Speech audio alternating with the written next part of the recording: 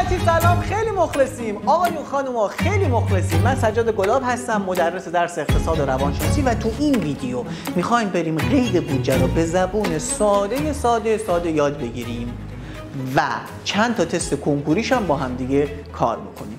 قبل از هر چیز خیلی خوشحال میشم که کانال ما رو سابسکرایب بکنی، زنگوله بغلش هم بزنی و این ویدیو رو همین الان لایک بکنی. دمت گرم. بزن فرض کن بابا به شما 500,000 تومان پول داده و میگه پاشو برو سریع از بازار مرغ و گوشت بخر، دایای مفخورت دارن میان خونه. ولی بهت نگفت چقدر مرغ بخر، چقدر گوشت بخر. تو میری بازار میبینی قیمت گوشت زده هر کیلو 100,000 تومان، قیمت مرغ هم زده هر کیلو 50,000 تومان.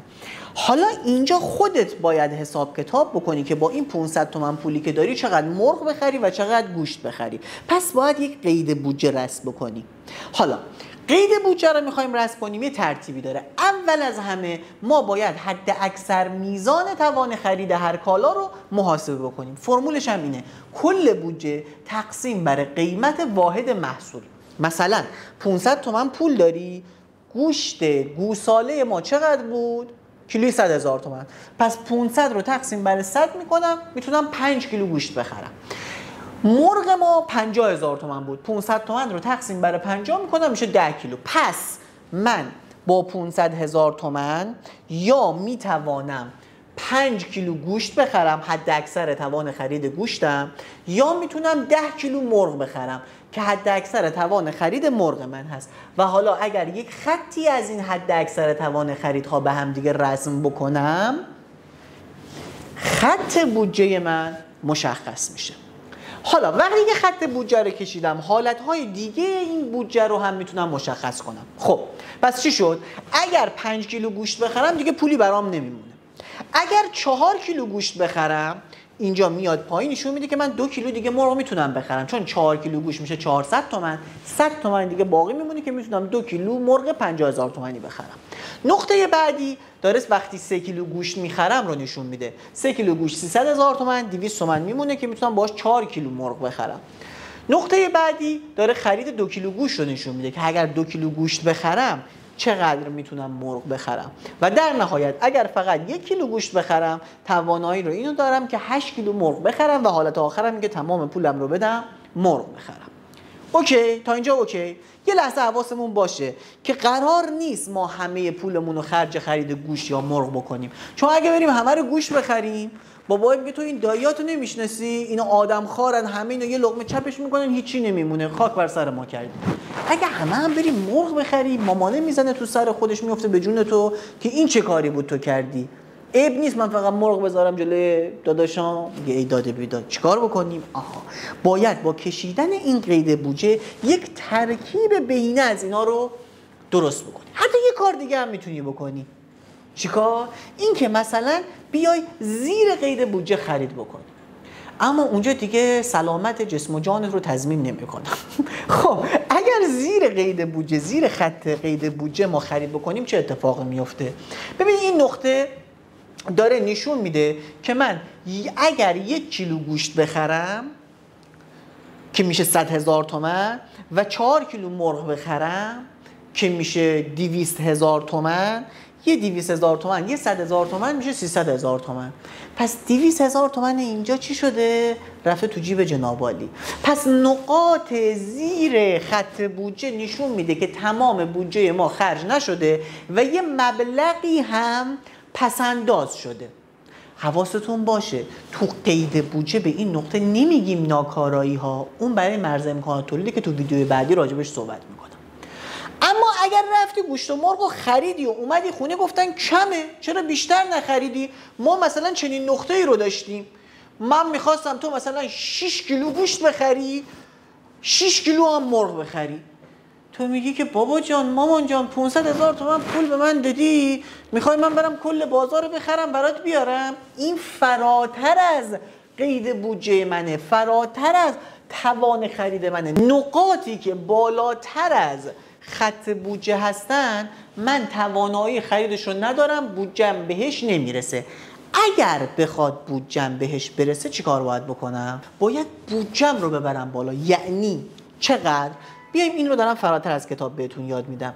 یعنی این که الان در این نقطه مثلا من باید 6 کیلو گوشت بخرم دیگه، پس یه 600 تومن اینجا میخوام و در اینجا هم که 6 کیلو مرغ باید بخرم یه 300 تومن هم اینجا میخوام، چون مرغ کیلویی 50,000 تومن بود، 6 5 تا میشه 300 تومن، 600 700 800 900. یعنی بودجه من باید بیاد به 900 تومن برسه که من بتونم 9 کیلو گوشت بخرم و اینم همینجوری برم تا تهش تا بتونم رو این خط سوار بشم.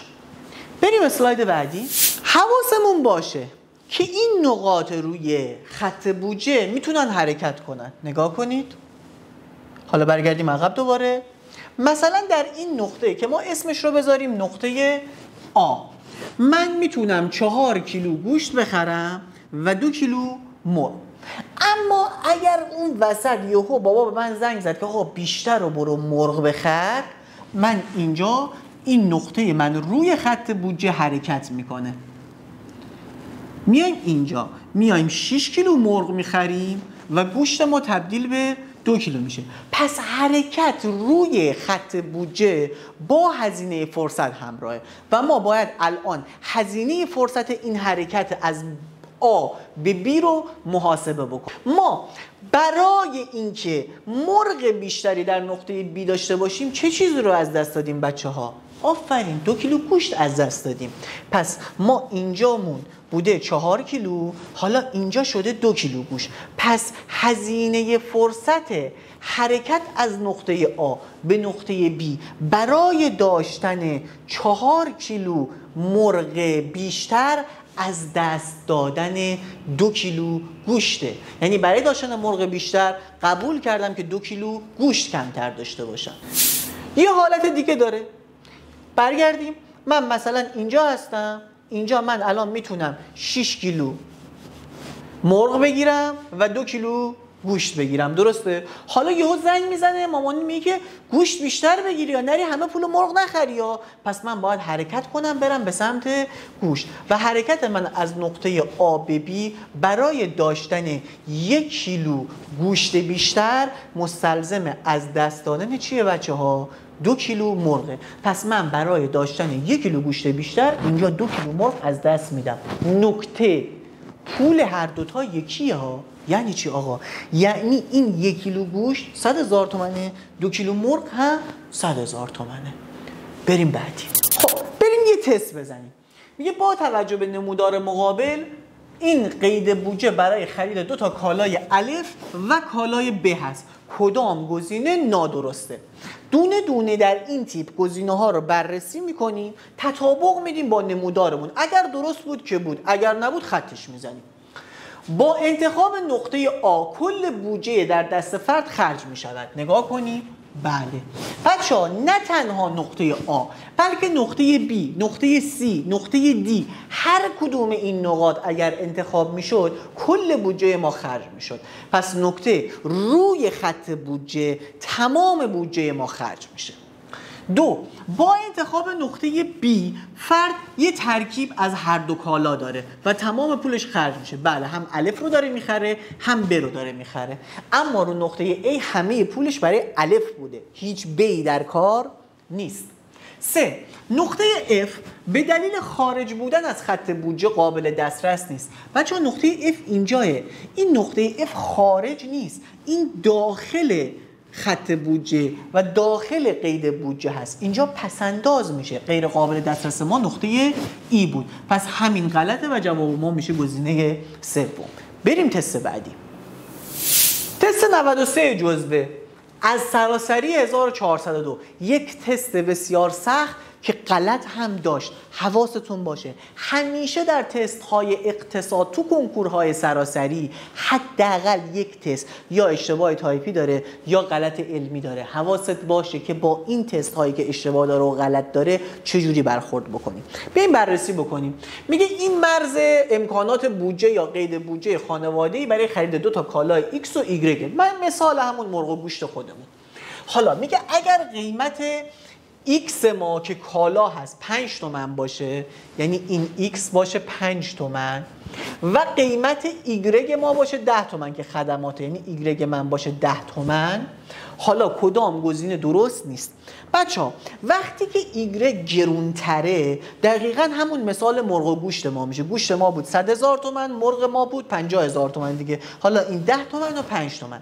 یعنی اگر من یه پولی داشته باشم، یه بودجه داشته باشم که نمیدونم چقدره، فرض رو میذاریم همون 500 تومن خودمون، میتونم 5 تا ایگرگ بخرم و از این طرف میتونم 10 تا ایکس بخرم. یعنی میزان توان خرید ایکس من 2 برابر ایگرگه چون قیمتش نصفه. افتاد؟ خب حالا بریم ببینیم کدوما درست نیست. قید بودجه برای این خانواده با هر ترکیبی از ایکس و ایگرگ یکسان است. خب میگه که آقا این قید بودجه با هر ترکیبی، حالا من چه بخوام 5 تا ایکس بردارم 2 تا ایگرگ بردارم یا برعکس باشه، این خط بودجه، این قید بودجه همینه دیگه، همین شکلیه. نگاه طراح اینه که منظورم این بوده، تو باید منظورم رو اینجوری متوجه میشدی که میگیم درسته. حالا دو رو نگاه کن، میگه که برای به دست آوردن یک واحد ایگرگ بیشتر باید یک واحد ایکس از دست بدهد. خب نه دیگه، قیمت ایگرگ ما 2 برابر ایکسه. دقیقاً اینه مثال مرغ گوشت. من 1 کیلو گوشت میخواستم بیشتر بخرم، 2 کیلو مرغ از دست میدادم. پس 1 واحد ایکس از دست نمیده، 2 واحد ایکس از دست میده و همین غلطه. چرا من رو این زوم کردم بچه ها؟ به خاطر اینکه خود طراح سوال اومده یک خط فقط راجع به این موضوع صحبت کرده، به من نشون داده که چی برای من مهمه، بر اساس این باید بزنی و ما هم بر اساس این گزینه 2 رو زدیم. اما باقی گزینه ها رو هم الان براتون بررسی میکنم. برای به دست آوردن یک واحد بیشتر از x مستلزم از دست دادن y بیشتریم. خب این هم غلطه. آره من یه دونه x من نصف y منه. خب اینم تقریبا غلطه که آقا گلاب میگم حرف شما درسته، ولی سنجش 2 رو اعلام کرده گزینه درست و سوال رو هم حذف نکرده. میگه چون من اینجا دقیقاً اومدم گفتم پس همینه منظور من دیگه، چیکار کنیم؟ تست 99 بچه ها از این تست‌های ترکیبی محاسباتی میگه که من قید بودجه 50,000 تومانی دارم، 50 تومن پول دارم برای خرید 2 نوع کالای کیک خامه‌ای و کیک صبحانه. قیمت کیک خامه‌ای و کیک صبحانه رو تو جدول به من داده. خامه‌ای 10,000 تومان، صبحانه 5,000 تومان. درست شد؟ خب میگه که چنانچه فرض بر این باشه که کل بودجه خرج بشه، پس هیچ نقطه ما این زیر نداریم. این 2 تا نقطه الان برای ما مطلوبه، نقطه A و نقطه B. اگر من B رو انتخاب بکنم چند تا کیک خامه‌ای از دست میره؟ داره صحبت هزینه فرصت میکنه. میگیم اگر B رو انتخاب بکنی کیک خامه‌ای که از دست میره باید نسبت به A بسنجم. توی A من 4 تا خامه‌ای داشتم، توی B من 2 تا خامه‌ای دارم، پس عملاً 4 منهای 2 من 2 تا کیک رو از دست دادم، میشه 2 تا. حالا در B میگه با ترکیب B در ازای خرید بیشتر کیک صبحانه هزینه فرصت چقدر است؟ الان میگه من B رو انتخاب کردم، خب هزینه فرصت چقدره؟ خب ما که گفته بودیم 2 تا کیک خامه‌ای، حالا تومنیش رو باید حساب بکنی. 2 تا کیک خامه‌ای چند تومن بود؟ 10,000 تومن بود، درسته؟ پس تعداد محصول ضرب در قیمت محصول میشه چقدر؟ میشه 20,000 تومان کیک خامه‌ای. جواب ما میشه گزینه 3. بریم تست بعدی. سراسری 1403 نوبت دوم یعنی تیر ماه. میگه که تولید کننده به دلیل سفارش مشتریان تولید خودش رو از الف آورده رو ب، یعنی دیده تقاضای مشتری‌ها برای خرید بستنی بیشتره، حرکت کرده رفته سمت تولید و فروش بستنی بیشتر. خب حالا میگه قیمت هر واحد شکلات 2,500 و قیمت هر واحد بستنی 4,500 تومنه. کدوم گزینه درسته راجع به هزینه فرصتش؟ خب بچه‌ها اول بیاین نگاه کن. من وقتی از الف اومدم به سمت ب، چی رو از دست دادم؟ شکلات رو. من در نقطه الف 9000 تا شکلات داشتم، در نقطه ب 3000 تا شکلات دارم. خب چقدر از دست دادم؟ من 9000 رو منهای 3000 میکنم، میشه 6000. درست شد؟ این نقاطش رو حذف کردم، میشه 6000. یعنی 6000 از دست دادم. این هزینه فرصت منه. حالا تعداده من تومنی الان میخوام. این تعداده، این الان تومنی میخواد. چند تومن از دست دادم؟ میگم 6000 باز تعداد محصول ضرب در چقدر؟ ضرب در 2500 ضرب در قیمت محصول. 5 6 تا 30 تا 2 6 تا 12 تا 13 تا 14 تا 15 تا. پس میشه چقدر بچه‌ها؟ میشه 15 میلیون تومان. جواب ما میشه گزینه دوم. حواست هم باشه ما با تفاوت هزینه فرصت از این جور مسخره بازی‌ها رو نمیری قاطیش نمیشی. تست کنکور بودا. بریم سراغ تست بعدی. اینم سخت ترین تست قید بودجه. مال سراسری 1403 نوبت اول، یعنی برای کنکور فرهنگیان. چرا میگم سخت ترین؟ به خاطر اینکه اومده X گذاشته اینجا، مجهول کرده این قید بودجه شما رو. خب این رو چجوری باید حل کنیم؟ بریم سوال رو بخونیم. میگه داروخانه نیاز خودش رو به دارو و شامپو، این دوتا محصول ماه، با مبلغ معادل 18 میلیون تومان تعیین کرده. یعنی این کل بودجه من 18 میلیون تومنه. حالا با توجه به نمودار هزینه فرصت داروخونه برای حرکت از نقطه ب به الف چقدره؟ میگه من در نقطه ب بودم، اومدم به سمت نقطه الف. در نقطه الف چی زیاد شده؟ شامپو زیاد شده. خب پس ما این کار ندارم. عملا هزینه فرصت من چیه؟ داروی از دست رفته است. 3200 منهای 2000 میشه چقدر بچه‌ها؟ میشه 1200. 1200 عدد دارو از دست داده، یا 1200 واحد دارو از دست داده. اما این گفته چند ریال است. میبینی؟ ریالی کار داره. آها، پس من باید بیام این 1200 رو ضرب بر چی بکنم؟ ضرب در قیمت دارو بکنم. قیمت داروی من چند؟ قیمت دارو چرا به من نداده؟ چرا؟ این پایین داده. قیمت هر واحد دارو 4500. هول نشو. 4500. خب مدل ابتدایی ضرب بکن، خیلی ساده. 12 رو ضرب در 45 بکن. 5 2 تا 10 تا، 5 1 5 تا، با این میشه 6 تا، یه صرف اینجا 2 4 تا 8 تا، 4 1 4 تا، 8 9 10 11 12 13 14 4 1 هم 5 540. درسته؟ شما 540 رو می‌نویسید، 2 تا 0 4 تا 0 میذاری جلو، 1 2 3 4 تا 0 هم میذاری جلوش، میشه 5 میلیون و 400. آقا گلاب اینا چرا 5 میلیون و 400 هیچ کدوم نیست؟ چون این 5 میلیون و 400 هزار تومنه. این گفته ریال، یعنی یه صفر بهش اضافه بکن که اگر یه صفر اضافه بکنی میشه 54 میلیون ریال. باز دم طراح گرم که نامردی بیشتر نکرد، جای 540 5 میلیون و 400 تو گزینه ها نذاشت، وگرنه نصف به نصف که چی؟ یه کل مملکت کنکوری ها میرفتن همین 5400 رو میزدن. چون دقت به این ریال خیلی سخته و اولین باری بوده که تفاوت تومان و ریال رو در کنکور ما دیدیم. پس حواست باشه که قیمت واحدت با اون چیزی که در نهایت ازت میخواد اگر یکسان نیست تو یکسانش بکنی یا تبدیلش بکنی. تومان و ریال حواست باشه فامیل. خب این از این. حالا میریم سراغ قسمت ب. چه تعداد شامپو در نقطه ب خریداری میشود؟ یعنی اینجا این نقطه ب من و اینجایی که مجهول هستم، اینجا چقدر شامپو باید بخرم؟ این ایکس من چجوری در میاد؟ این ایکس من، خب ما کل بودجه رو که داریم، درسته؟ بله ما کل بودجه رو داریم 18 میلیون تومان. این باید به یه دردی بخوره دیگه. خب آقا این به چه دردی میخوره آقا گلاب؟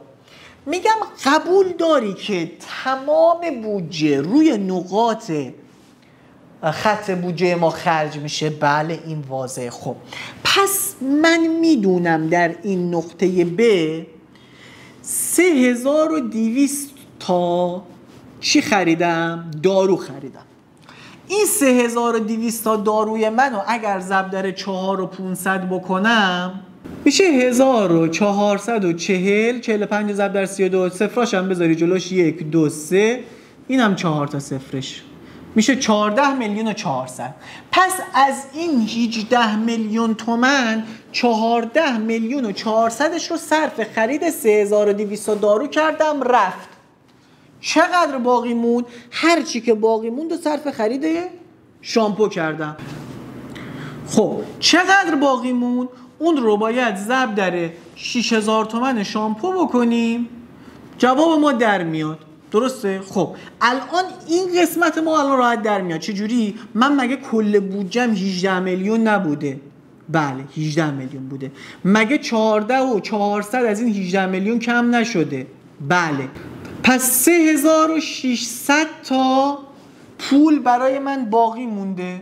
درسته؟ کل بودجه باقی مونده من 3600 تومنه. پس اینجای من 3600 در اومده. خب چند تا چیز 6000 تومانی میشه خرید؟ یعنی 3600 رو شما باید تقسیم بر 6000 بکنی. بابا خیلی آسونه دیگه. چند 6 تا 36 تا 6 تا 36 تا دیگه 600. جواب ما میشه گزینه دوم. سوم. جواب میشه گزینه سوم. تمام شد. تمام. یه خود سخت بود، ایراد نداره. دوباره این ویدیو رو میبینی، لایکش هم میکنی، بعد که یاد گرفتی یه کامنت دمت گرم برام میذاری.